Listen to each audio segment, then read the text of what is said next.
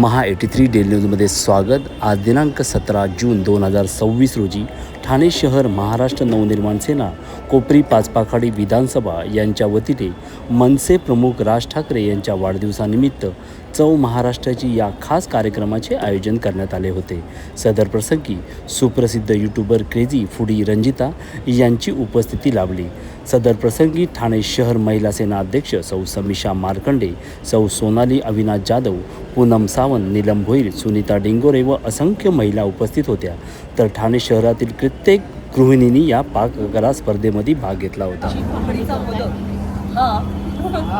हा महाराष्ट्राच्या खाद्य संस्कृतीला अनभिषिक्त सम्राट आहे। कितीही नवनवीन पदार्थ येऊ दे, पण मोदकाचं स्थान अढळ आहे आणि ते कधीही कमी होणार नाही। तो अनभिषिक्त सम्राटच राहणार आहे। म्हणूनच आज महाराष्ट्राचीच ही जी पाककला स्पर्धा आदरणीय राजसाहेब ठाकरे साहेबांच्या आयोजित केलेली आहे मनसे ठाणे यांनी, तर त्याच्यासाठी मी हे पारंपरिकतेला नाविन्याचा साज देऊन ताज्या फळांपासून हे उकडीचे मोदक तयार केले। त्याच्यामध्ये ह्याचं वैशिष्ट्य असं म्हणता येईल की ह्याच्यामध्ये कुठेही साखर, गूळ किंवा मधाचा वापर केलेला नाही आहे आणि हे आपण ताज्या फळांपासून जी आज मार्केटमध्ये उपलब्ध आहेत ती फळं मी आणून त्याच्यापासून हे बनवलेले आहेत मोदक। त्याच्यामध्ये स्टफ जे तुम्ही केले ती सर्व फळं आहेत आणि थोडंसं बाइंडिंगला खोबरं आहे।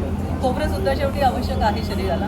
आणि मला असं वाटतं महाराष्ट्राची चव ही फक्त महाराष्ट्रापुरती न राहता तर ती फक्त भारतापुरती पण नाही, तर ती ग्लोबल स्टेजला त्याला एक आंतरराष्ट्रीय मान्यता मिळावी किंवा आंतरराष्ट्रीय चव म्हणून ओळखली जावी। म्हणून आपला मोदक आंतरराष्ट्रीय स्तरावर जाऊ शकतो जर आपण तो एक डेझर्ट म्हणून सादर केला। म्हणून मी आज नवीन पद्धतीने डेझर्ट पद्धतीने मोदकाचं सर्विंग केलेलं आहे। आपण चव ही जाळी कशी बनवली? हां, ही त्याला ट्विल म्हणतात। त्याच्यामध्ये फिश आणि थोडंसं बटर आणि पाणी हे घेऊन आपल्या पॅनमध्ये त्याच्यामध्ये आपण कसं धावण्याचा जो इफेक्ट आहे सायन्सचा तोच तिकडे घडतो। खूप सुंदर आणि खूपच छान असा हा उपक्रम सादर करण्यात आलेला आहे। मला अतिशय आनंद होते की या स्पर्धेमध्ये मी जज म्हणून आलेली आहे आणि मला इतके छान छान पदार्थ आता चवही करायला मिळणार आहेत। आणि कसं आहे ना की स्वयंपाक करणं ही फक्त आपली जबाबदारी नाही आहे, तर ही एक कला आहे आणि ती कला आज महाराष्ट्रासमोर सादर होते या पाककले स्पर्धेमार्फत। सो मनापासून खूप खूप धन्यवाद सर्वांचेच की हा महाराष्ट्र नवनिर्माण सेनेचे की हा आज कार्यक्रम एवढा मोठा इथे आयोजित केला आहे आणि माझ्या सगळ्या मैत्रिणींना त्यांच्या कलेचं म्हणजे कला समोर महाराष्ट्रासमोर सादर करण्याची ही जी संधी दिली आहे त्यासाठी खूपच छान कार्यक्रम आहे।